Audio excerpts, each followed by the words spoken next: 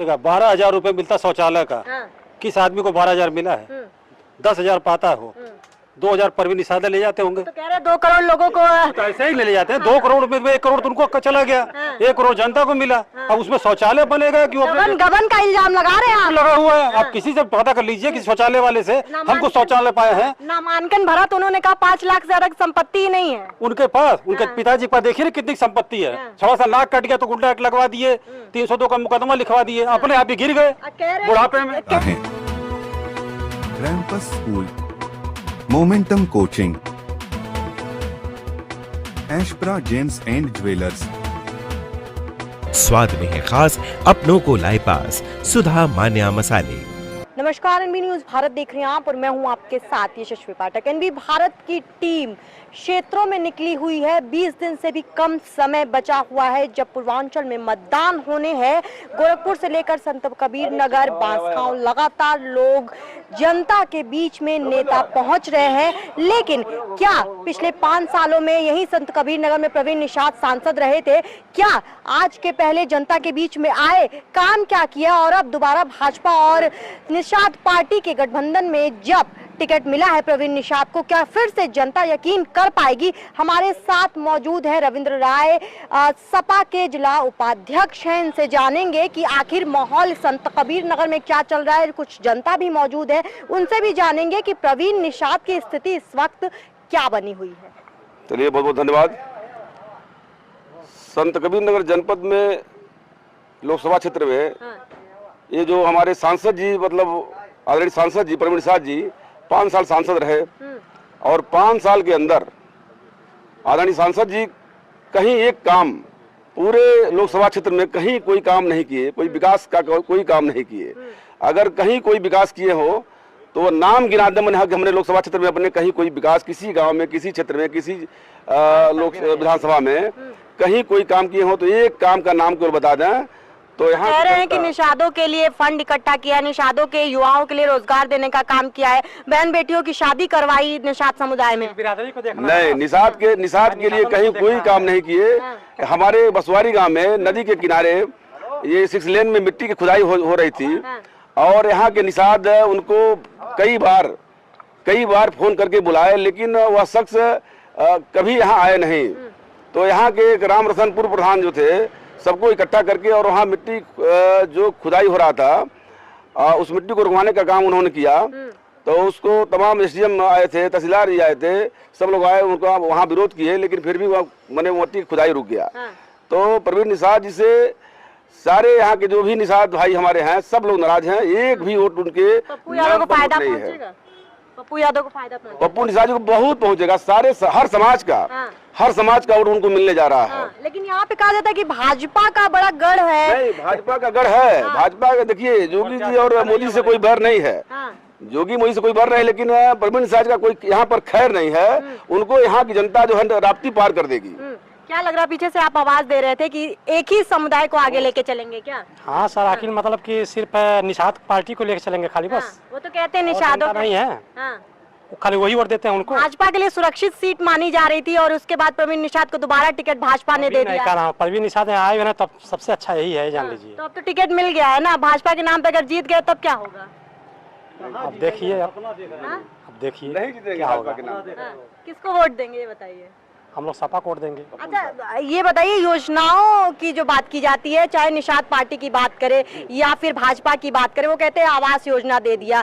उसमें समीकरण की अलग बात है। अगर जैसे जनता की बात अगर करे, अगर हटा दे तो भी उसमें ये कहा जाता है कि आवास योजना सभी समुदाय को पहुंचा है, या शौचालय योजना सभी समुदाय को पहुंचा है, आयुष्मान कार्ड सभी लोगों को पहुंचा है। तो इसका फायदा क्या प्रवीण निषाद को नहीं पहुंचेगा? भाजपा नहीं पहुंचेगा। 12,000 रुपए मिलता शौचालय का।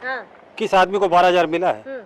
10,000 पाता हो, 2,000 परवीन निषाद ले जाते होंगे। तो कह रहे 2 करोड़ लोगों को तो ऐसे ही ले जाते हैं। 2 करोड़ में 1 करोड़ तो उनको चला गया, 1 करोड़ जनता को मिला। अब उसमें शौचालय बनेगा कि गबन का इल्जाम लगा रहे हैं? लगा हुआ है। आप किसी से पता कर लीजिए कि शौचालय वाले से हमको शौचालय पाए हैं। नामांकन भरा तो उन्होंने कहा 5 लाख से ज्यादा संपत्ति ही नहीं है उनके पास। उनके पिताजी के पास देखिए कितनी संपत्ति है। थोड़ा सा नाक कट गया तो गुंडा एक्ट लगवा दिए, 302 का मुकदमा लिखवा दिए, अपने आप ही गिर गए बुढ़ापे में। कह रहे प्रवीण निषाद नामांकन में जो फॉर्म भरा है उन्होंने कहा कि 76,000 कर्जे में भी है। हाँ, तो कर्जा में रहेगा ना मैडम, उनके प्रॉपर्टी दूसरों के नाम है, उनकी औरत के नाम होगी, उनके बच्चों के नाम होगी, उनके पास क्या होगा?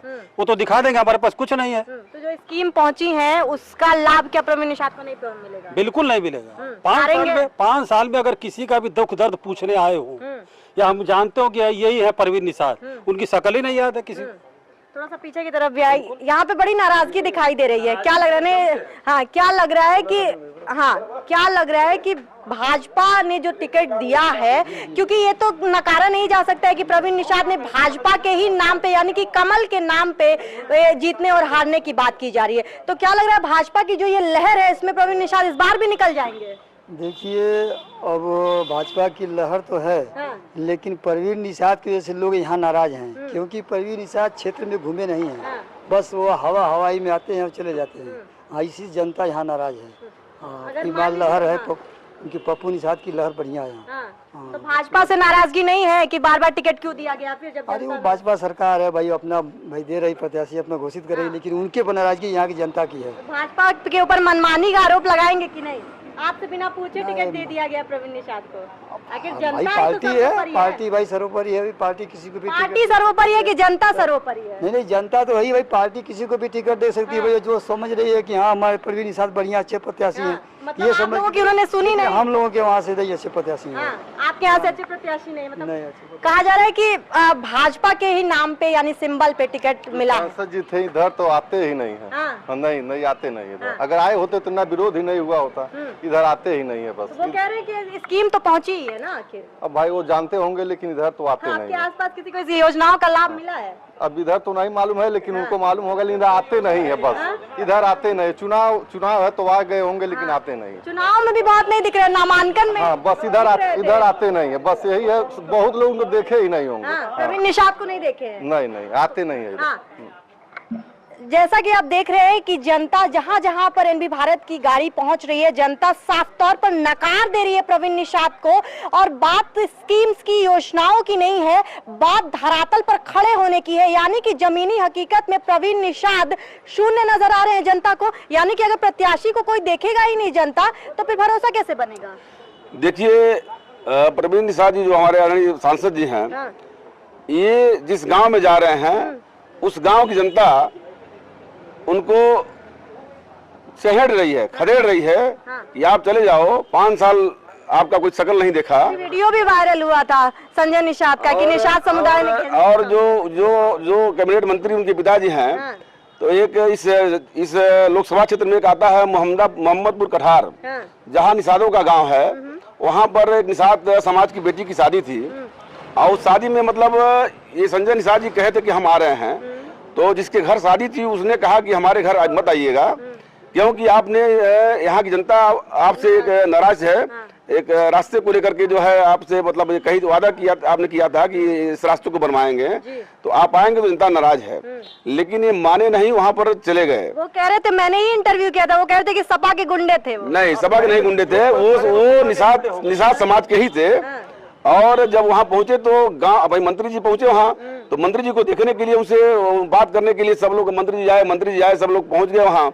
जब पहुंचे तो कुछ लोग जो है वहाँ नौजवान साथी हमारे निषाद समाज के लोग उनसे कहे कि भाई मंत्री जी आपने वादा किया था और रास्ता नहीं बनवाए। तो इसी में मंत्री जी नाराज होकर के जो है हाथा मारने लगे, तो उनकी जो है उनका चश्मा गिर गया, और उन्हीं के चश्मे से उनकी नाक कट गई। तो नाक तो अभी 4 तारीख को करने वाली थी, लेकिन नाक उसकी पहले कट गई। तो सपा के गुंडे हैं, तो उसके रहेंगे मैडम, इसलिए रहेंगे गुंडे ना, क्योंकि वो कहीं गिरेंगे भी, अगर ठोकर से भी गिरेंगे तो कहेंगे सपा ने गड्ढा खनवाया था। हाँ, अच्छा, पीछे युवा भी हाँ, खड़ा पूछ है। लीजिए। बताइए जरा, क्या स्थिति लग रही है? सांसद कैसा होना चाहिए? किसकी सरकार आए, पहले तो यही बताइए। सांसद अच्छा होना चाहिए, बोलो। सांसद अच्छा होना चाहिए। किसकी सरकार आए? ये हम नहीं बता पाएंगे, क्योंकि मतदान करने लायक जब आप होंगे, अब क्या स्थिति देख रहे हैं? हाँ? अभी हम नहीं कुछ समझ पाएंगे। अभी आपको नॉलेज नहीं है? नहीं। ठीक है। गुंडागर्दी का आरोप लगता है बार बार, समाजवादी पार्टी को जनता क्यों चुने? समाजवादी पे लगता है ना, लगाता कौन है? भाजपा के लोग, और कोई लगाता है क्या? और पार्टी में गुंडे नहीं है? भाजपा में नहीं है? भाजपा में नहीं, क्या सुरक्षा दी है? चलिए, कहाँ दे रही है बताइए?